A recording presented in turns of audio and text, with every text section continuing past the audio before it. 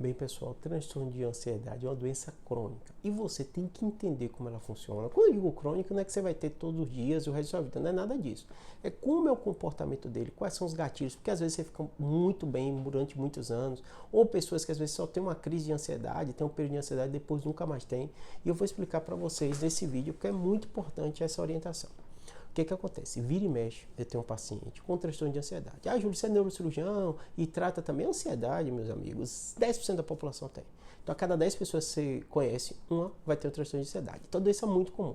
O clínico geral trata, o generalista trata, o médico da família trata, eu como neurocirurgião trata, né? O neurologista trata, o psiquiatra trata. Claro que existem casos de transtorno de ansiedade grave que vão precisar e vão ser só acompanhados pelo especialista, pelo psiquiatra. Mas, hoje em dia, é do corriqueiro de qualquer médico, né? E muitas vezes a gente começa o tratamento e, claro, orienta o paciente a procurar o psicólogo, procurar o psiquiatra, mas é importante você entender a frequência dessa doença. Tem critério diagnóstico para a gente dar o diagnóstico e, claro, encaminhar posteriormente ao especialista. Em muitos casos, outros pacientes vão ficar super estáveis e aí eu vou explicar para vocês o que é e por que ela é uma doença crônica, né? O transtorno de ansiedade, né, o OMS, que coloca essas estatísticas, né, de 10% da população, Brasil é um dos países mais ansiosos do mundo, né, é uma doença que acontece uma mudança no seu cérebro. E essa mudança faz com que essa doença aconteça com uma frequência muito grande, com vários gatilhos. Gatilhos, muitas vezes, do sono, você não dormiu bem, é um gatilho para ansiedade. O estresse do dia a dia, né, o burnout está muito associado, né, pessoas que a gente sabe que às vezes tem um problema, né, emocional, financeiro, familiar, divórcio e acaba tendo um gatilho, um trauma de um acidente de carro, vários aspectos geram aquele gatilho. E ele começa a ter as crises de ansiedade e a gente dá o diagnóstico. Normalmente eu converso com o meu paciente, fecho o diagnóstico, começo a medicação, mando ele para o psiquiatra para fazer o acompanhamento.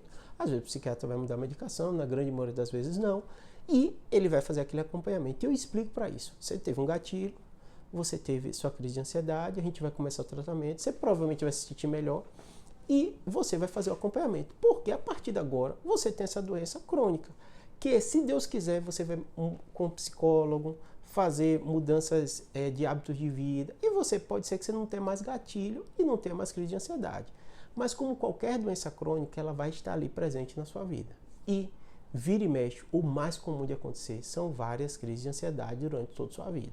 Não é que você vai ficar o tempo todo tomando remédio e nem o tempo todo tendo crise de ansiedade. Vai variar de pessoa para pessoa.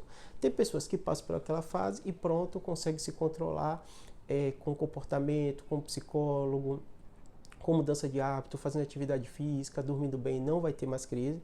Mas vai estar ali, eu falo para o paciente, stand-by aquela doença, por isso você tem que controlar o resto da vida. E vão ter outros que vão tomar o remédio o resto da vida. Começa a retirar o remédio, volta a ter crise e usa a medicação.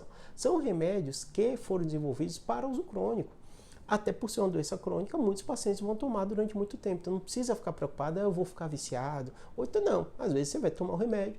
Quando o médico começa a fazer o desmame, você volta a ter crise, ele opta por deixar aquele remédio de uso crônico. E algumas pessoas, que talvez seja a maioria, usa por um período da vida, depois retira, fica muito bem, acaba tendo outro gatilho, volta à medicação.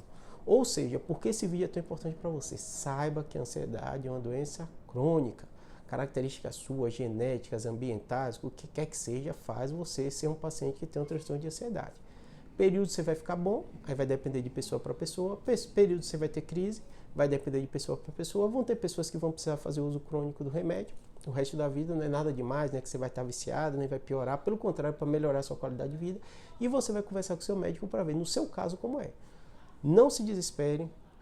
Não ache que vai ter cura rápida. E se alguém prometer uma cura rápida, toma esse remédio, nunca mais você vai ter. Não é verdade, né? Porque é característica da doença, né? E saiba que é individual. O comportamento da doença em você é o que você tem que se preocupar, tá bom? E acompanhe com o médico. Melhor médico para você acompanhar isso, sem dúvida nenhuma, o psiquiatra, né? Ah, eu acompanho com o meu clínico, o tratamento tá bem e tal. Ok, não tem problema nenhum, uma doença como outra qualquer, que o médico habilitado, que está acostumado a acompanhar, ele vai fazer esse acompanhamento com você, tá bom? Mas não deixe de ter um médico te seguindo, te acompanhando. Pode ser o seu geriatra, pode ser seu médico da família, pode ser seu clínico geral e pode ser o médico mais especialista disso, o psiquiatra, tá bom? Espero que tenha ajudado, abraço.